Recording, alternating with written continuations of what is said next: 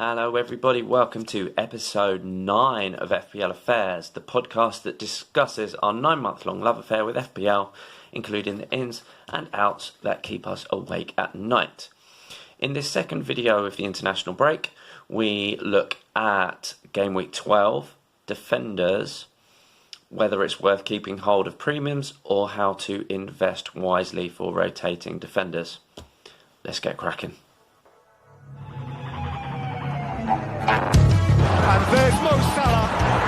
There goes Haaland. He's on his way again. He's hungry. He's scored. Ice-cold precision from Palmer. Oh, Saka! That is a diamond of a goal. Yeah. Flecken's made the most saves, and obviously Collins has got a couple of attacking returns. You would choose so many defenders and goalkeepers before you chose them now. Yeah, and we'll move on to those defenders. And you had a very delightful chat in response to an image posted in the Facebook group that got very intense. So those Not by viewers, me, it didn't. If you have read it, great. If you haven't, please search in the group. And this image, well, it's split in two, was provided by Jeff Gilbert. So shout out to him. It's a good image. It's a good image. It's good data. It's a good image. Yeah, very good. It was the main point, my understanding of and reading correctly, was that is it time to ditch the premiums, because, and I think his angle was very much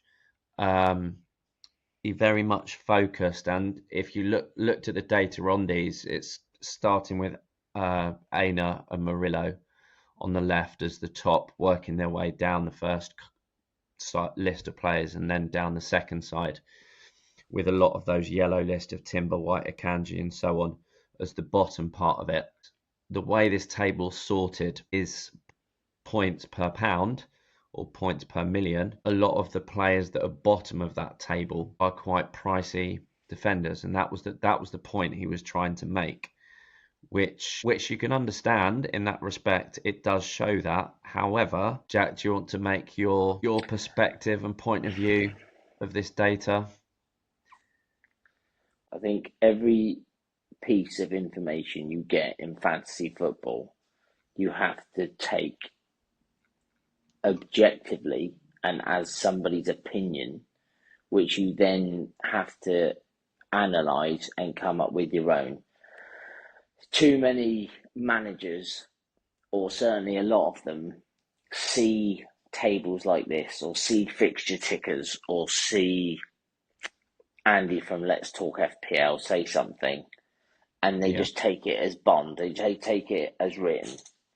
Right, so for example, you're looking at this table and you think, okay, I'm going to bring in Aina and Murillo, or I'm going to bring in Aina, going to bring in Robinson, going to bring in Gehi, do you know what I mean? Players like that, or Matsraoui, and you think, okay, I'm going to bring those in. If you go back to look at the fixture tickers, as far as I'm concerned, they're all really bad picks. Yeah. I would also like to state, which I think you made as a point, on the right-hand side, on the bottom right of that page, 90% of those players have played like 2 games this season. Do you know what I mean? So that's not fair at all. I don't know where the minutes column is, or if there even is one, or was one, or starts, or whatever. There isn't a minutes. Right. So there's already a variable that you have to take into account, because to put Ake on, I mean, Ake for me is a joke. To put Ake on that table when he's been out months, or like Calafiore, who came in and played a couple of games, has been out. Stones came back after, I think, the last international break. So, yeah, I think if you look at this table and you look at price per million, but I think if you look at any table of any position and you look at price per million, premiums are never going to look good. Never. So, or they're certainly not going to look premium, because they cost what they cost based on their consistency of starts, based on their consistency of returns, and based on what teams they play for. You're not going to have a striker that plays for Crystal Palace valued at 10 million or a midfielder at 10 million. You won't ever get it. You won't get it because, and obviously don't mean to single out Crystal Palace, but Crystal Palace are unlikely to finish in the top 6, just like Nottingham Forest. So therefore, their team, as a team, they're unlikely to either score a lot of goals or keep a lot of clean sheets, because that's how you win games.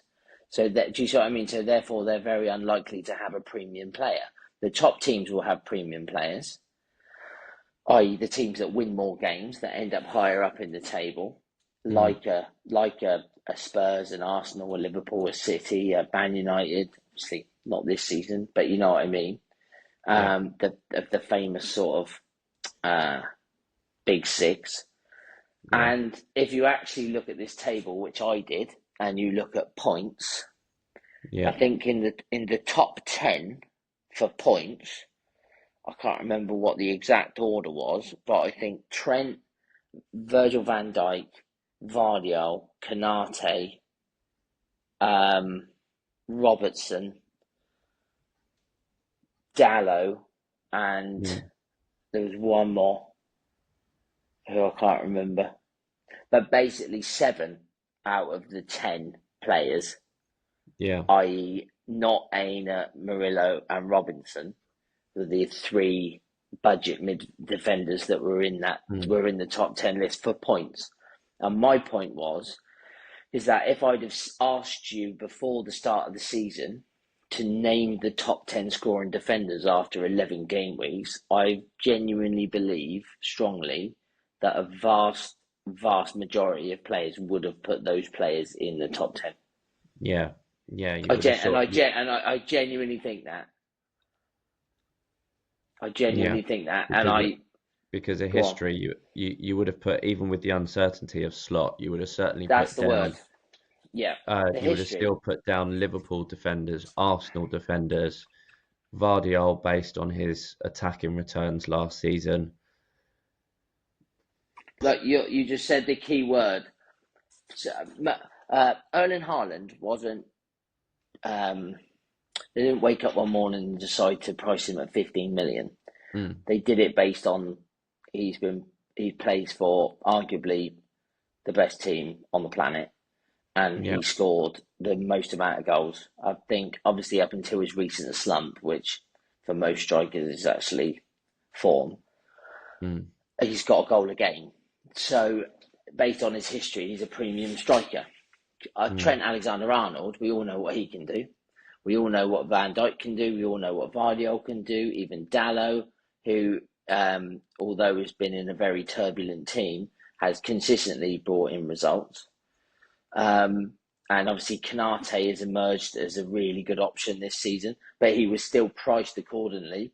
He was still priced as a premium defender because he was playing in a premium defence.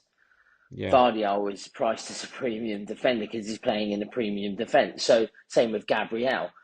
So I think there is always, if you look at a player like Chris Wood, and then you look at a player like Ollie Watkins, and you look at price per million, Chris Wood wins that by a landslide.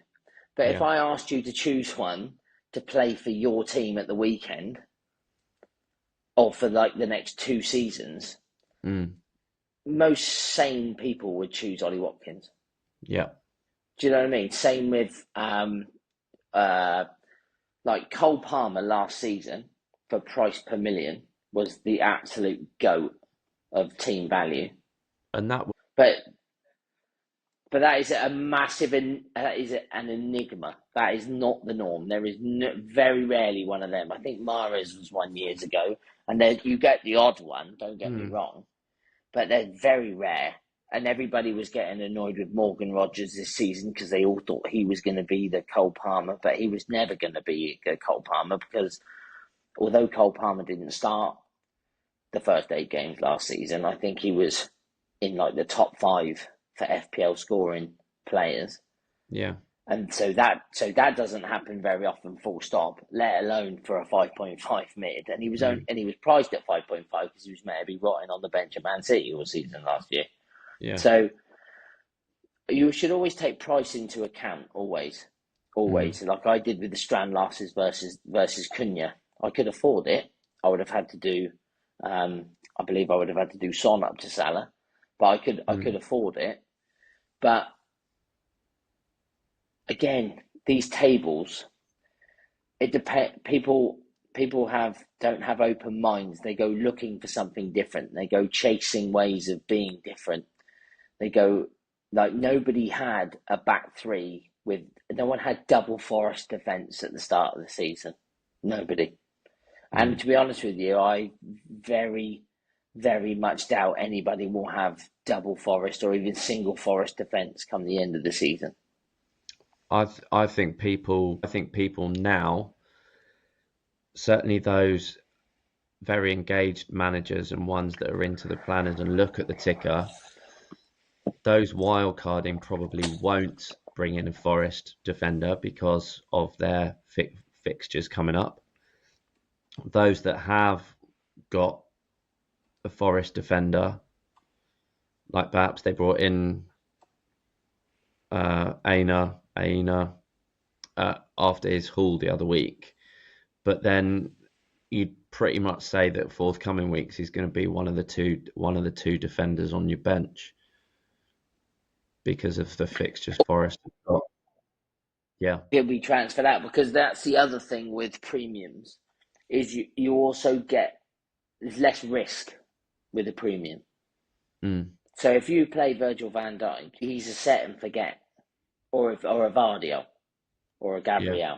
I know I did just say at the beginning I was thinking about taking them out, but that's just to free up funds for Cole Palmer. But these are players that you could happily leave in your team, and come the end of the season when you go to the overall points, they'll be in the top half of the first page.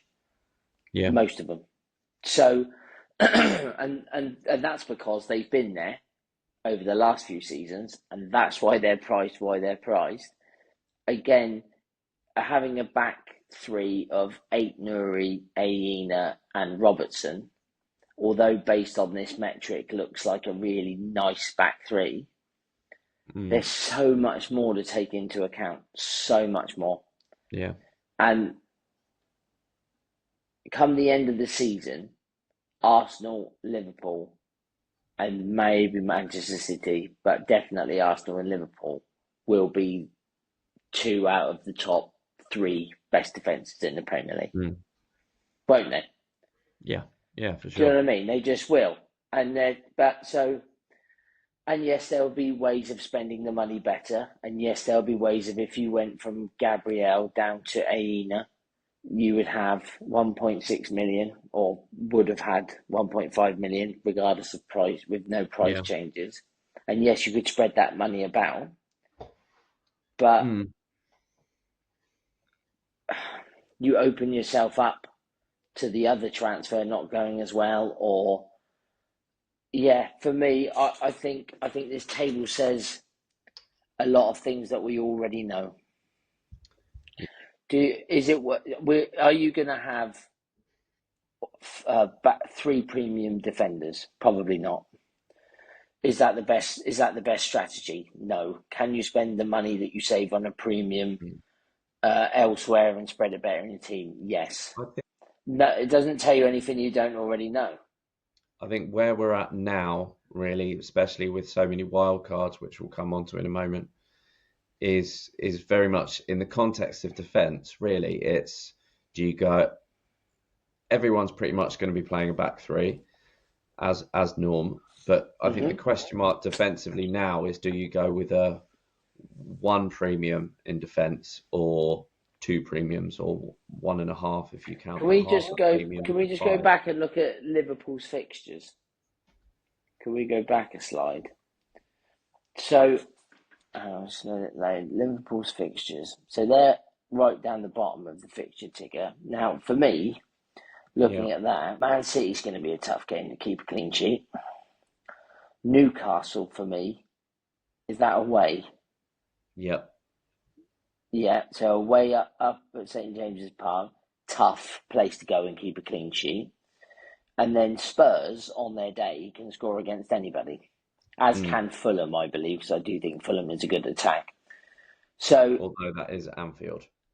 yeah, so fair enough. But let's just put it this way then: three clean sheets out of 6.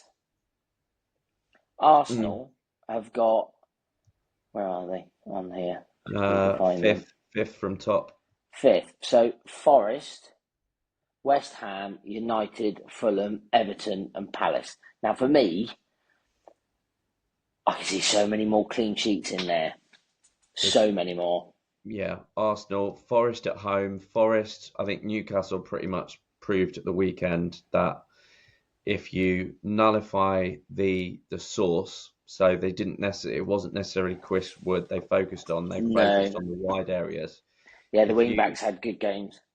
If you do that, nullify that, then Forest don't score many from other avenues. No. So Arsenal at home are quite very capable of getting a clean sheet there. West Ham away. Now back up to full strength, aren't they? If you look at the 11 that played Chelsea, I know there's still question marks over some of the injuries, but that's their best 11, in my opinion. Yeah. Obviously, Crystal Palace are struggling to score goals. Everton West Ham.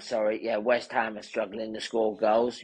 United are they're a lottery ticket. You don't know what you're going to get.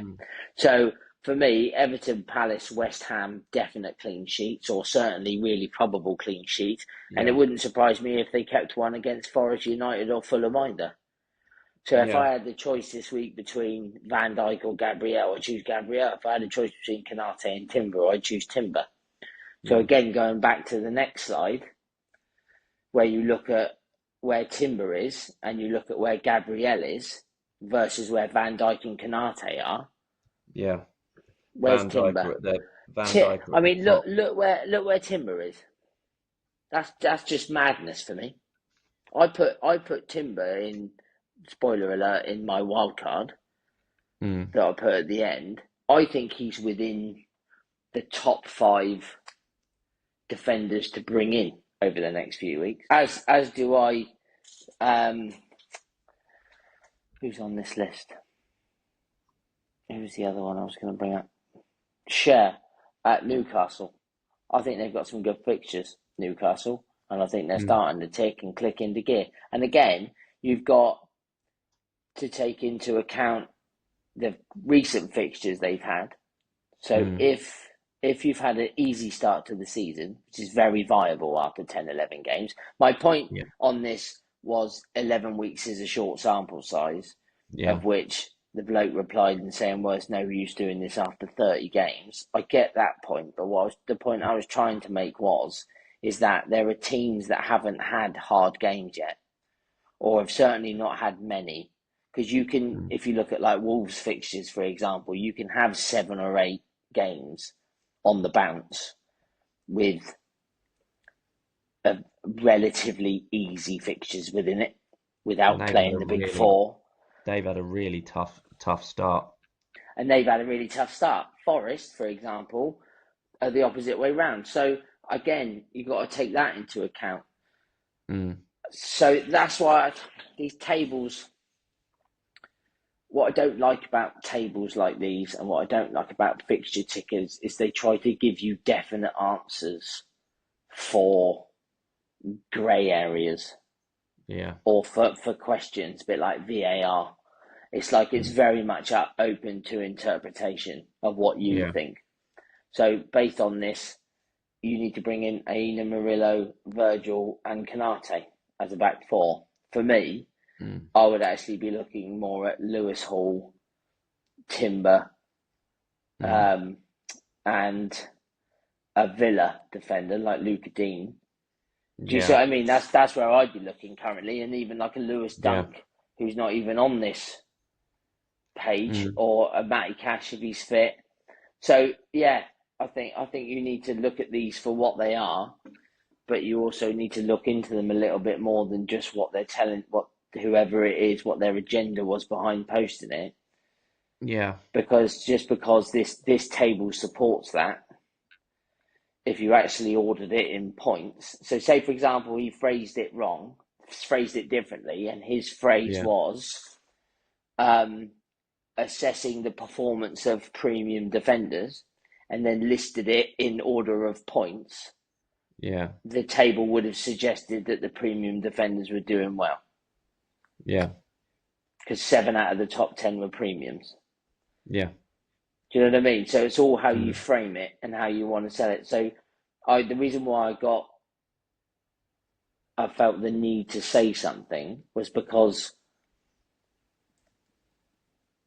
a lesser, I don't mean this in a patronising way, but a lesser experience or somebody with less time or who cared less would just look at this and take a conclusion from it, which although would have been a perfectly reasonable one to take from it, it needed a bit of context and a bit more nuance to it, whether there are many other ways it could have been taken and could have been framed.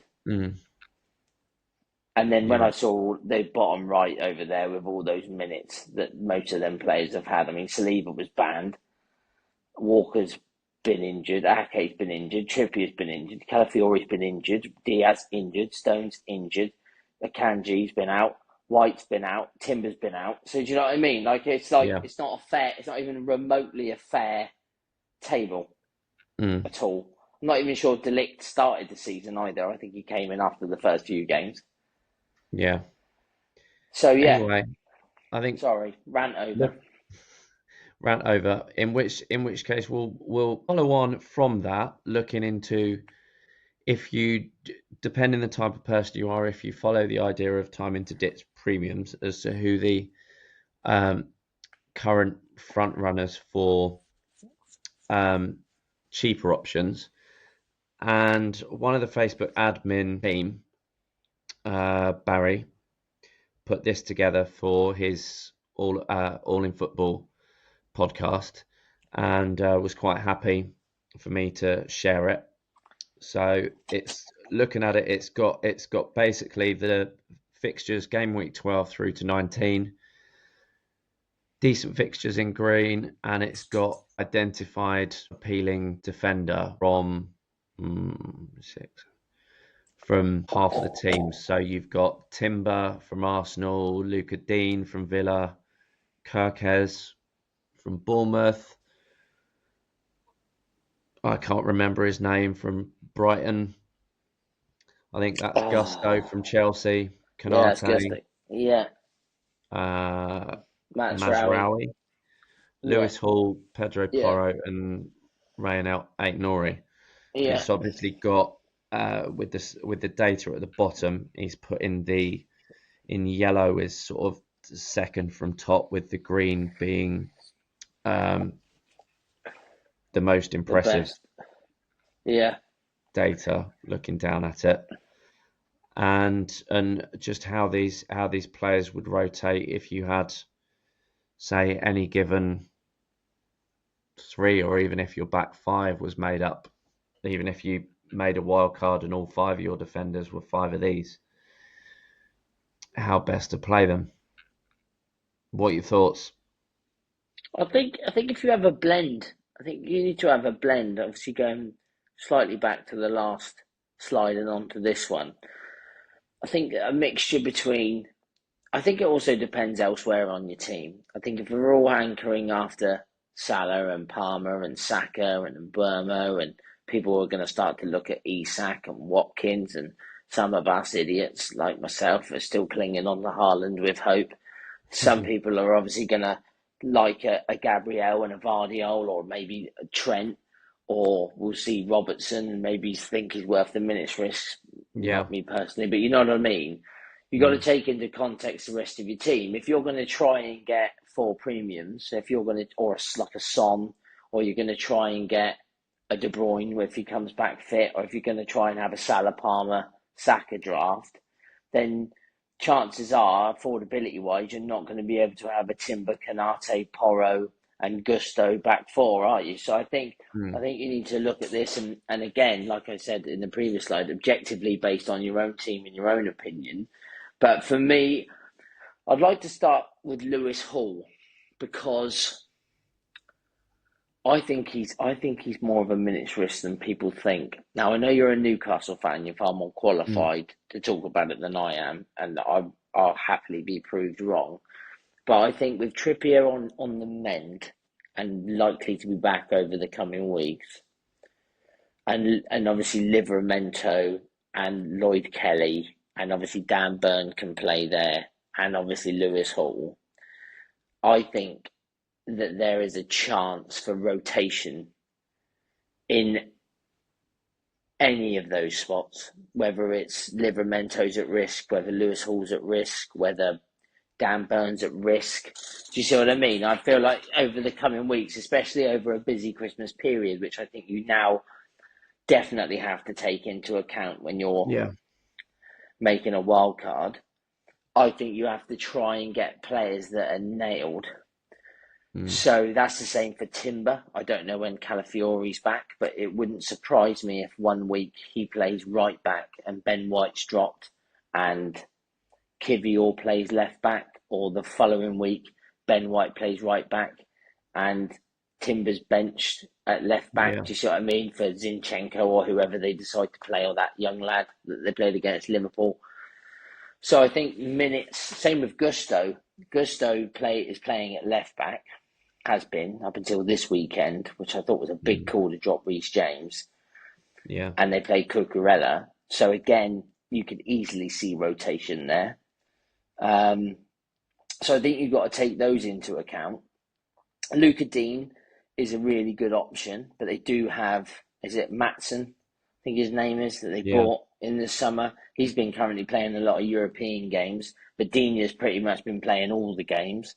But again, is he going to see his minutes reduced over the coming busy Christmas period? Probably, because they do have a very good option in Matson off the bench. Yeah.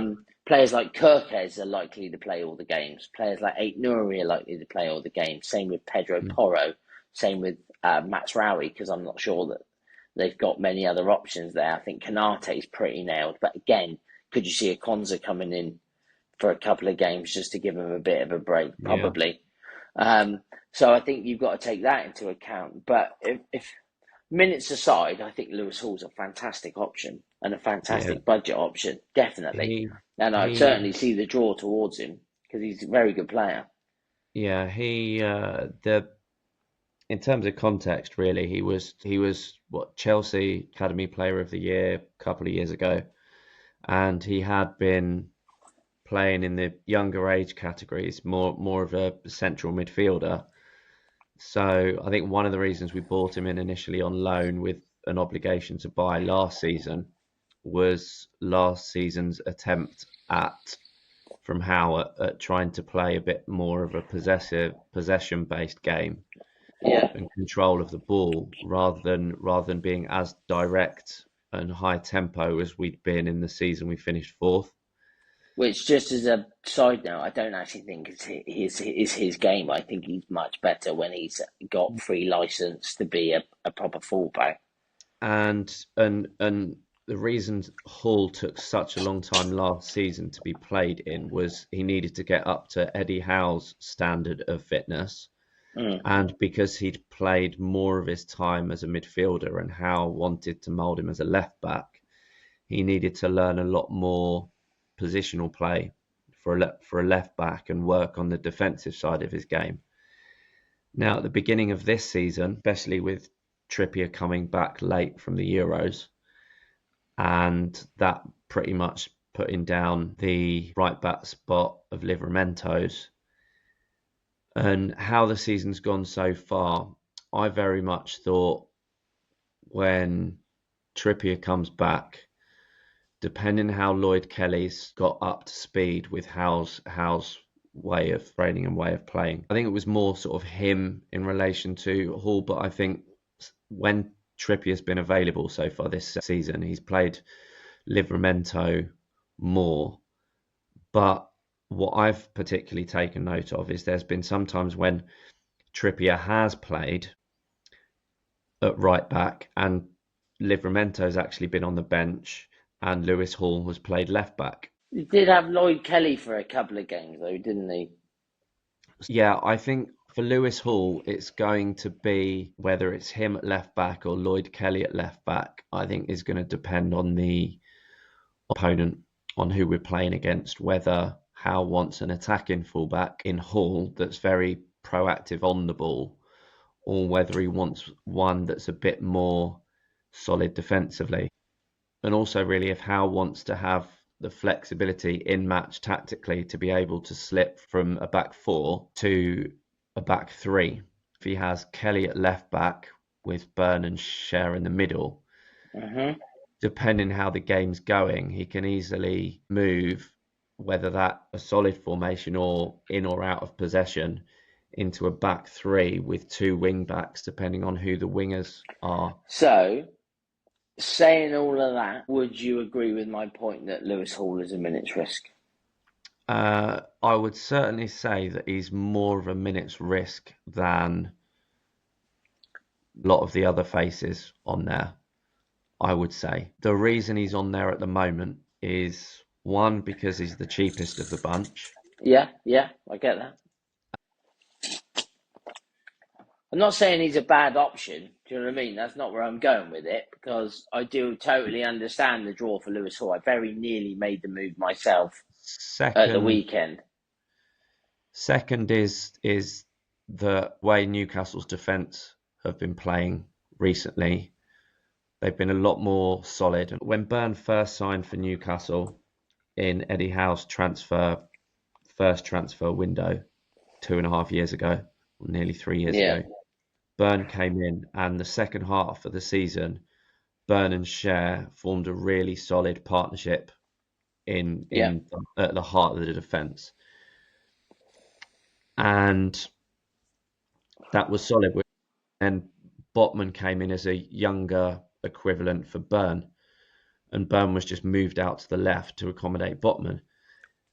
But always ask any Newcastle fan, Byrne's always significantly stronger and significantly better being played at centre-back. Having Lloyd Kelly come in, who's a lot quicker than Byrne, and with the defensive injuries to Botman in particular, Byrne's not going to be playing left-back. He's not. But Livramento could, and so could Lloyd Kelly, which is my point. I think the way Hall's done this season now, especially how he managed against Saka recently and other opponents on that side, he's less of a minute's risk than he was at the start of the season, but there is still more competition for that left back spot than there is for some of the other pictured players. But I think what's also helped Lewis Hall is Eddie Howe's gone back to the system of 2 years ago when we finished fourth in the league. The interchangeable rotation between Willock and Joe Linton on that side of the pitch, where one of them would play left wing, one would play left centre mid. Whichever way round, if one of them went forward, the other one dropped. That was that left-hand side. And they supported, as a two, Dan Byrne when he was playing left back. Joe Linton's been fit this season. Willock's now fit enough to be starting games. And those two have got back to how they were. And they've been able to really support. They certainly were at the weekend. They looked good at the weekend. Obviously, Joe Linton got his goal. And that was him being moved onto the right-hand side rather than Anthony Gordon. Well, I don't think he was having much luck over there, but we've gone way off-piste from defender rotation and cheaper options. But it's good. It's good insight. No, it's fine. It's good insight because, again, if you don't follow a team, then these sort of things they don't come into your decision making. But to go back to the list of players, if I was to sort of list who I'd bring in, I think Ait Nouri is a fantastic option. Obviously, you can see on this table where he ranks with goals and assists, and then obviously look at the clean sheets. I think he is a fantastic option. It's just this yellow card thing for me I've got him in my team, but if I Yeah. didn't, I would be very wary to bring him in, because all of a sudden you get a yellow. Again, you look at the fixtures from a defensive point of view. Fulham, Bournemouth aren't great ones. So if you were to get a yellow card against Fulham, it wouldn't actually bother me that he would be out for Bournemouth and then back in for Everton, West Ham, Ipswich and Leicester. But you're almost worried that he's going to miss one of those nicer games from a defensive standpoint. I don't like Pedro Porro. I've never liked Pedro Porro. I've never understood it. I've never understood the draw for Pedro Porro. I get that he's an attacking right back. I get that he gets in good positions. And there was a flurry of a few weeks last season where he looked at a good player. But for me, Tottenham as a defence, I wouldn't put them in the top 10 in the Premier League. On paper, they look really good. They've got some good players in there. I think Udogie's one of the most underrated sort of left backs in the Premier League from a tactical and a technical standpoint. But as a defence, I just never would trust them to keep a clean sheet ever. I just wouldn't against anybody. I think Mazraoui is an interesting one.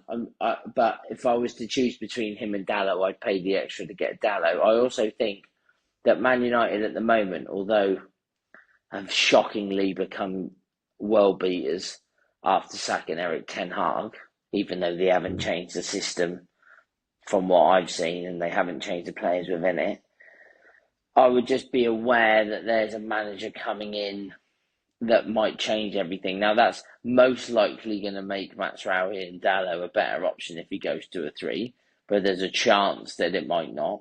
One of them might have to sit a little bit more than the other.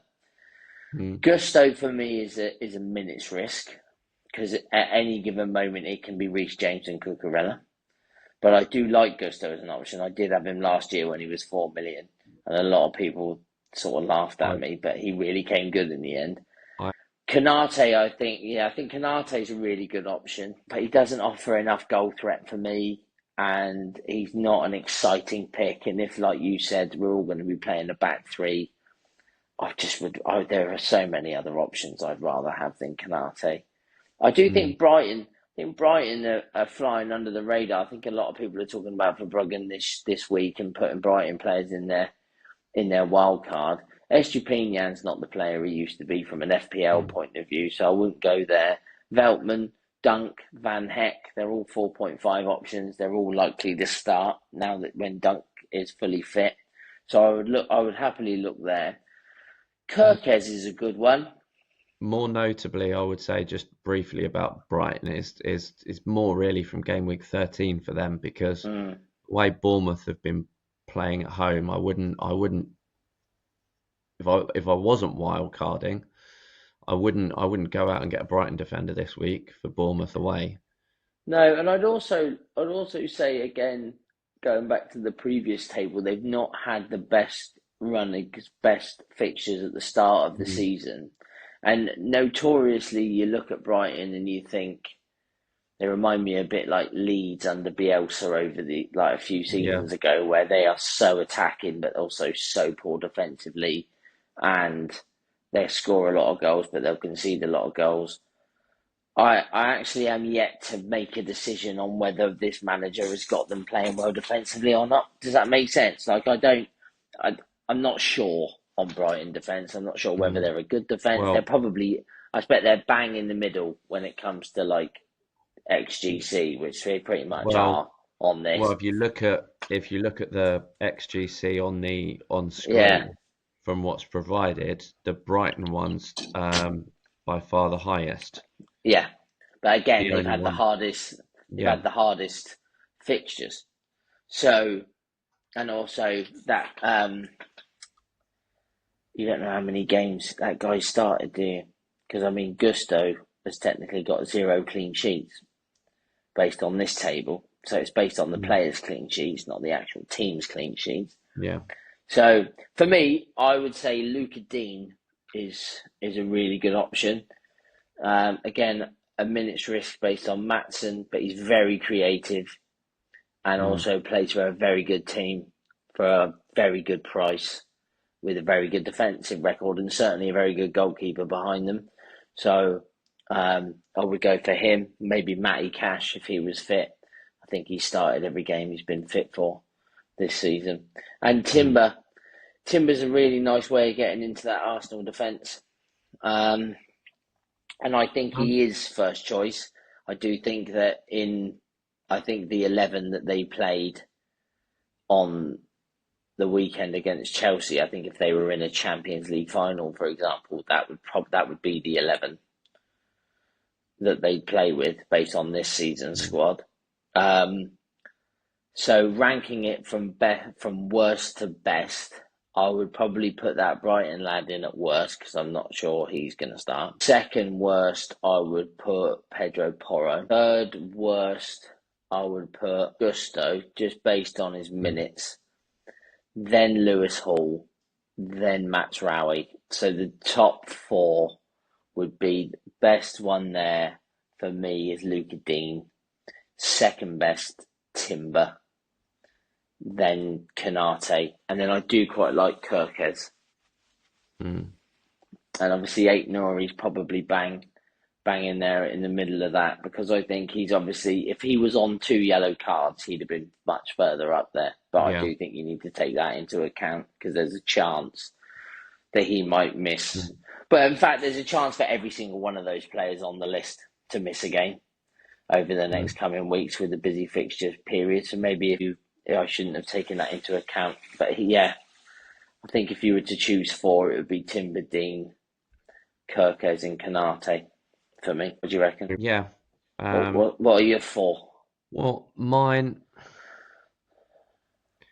Pedro Porro for me is a void. I think he's one where the potential for attacking returns and the fact that he plays for a so-called Big Six team means that, he's one that's very high on the potential of getting big scores, but he doesn't actually deliver them. So yes, he'll take loads of set pieces. He'll have loads of maybe shots from distance, but I think basically a lot of those chances would be low down, very unlikely to score.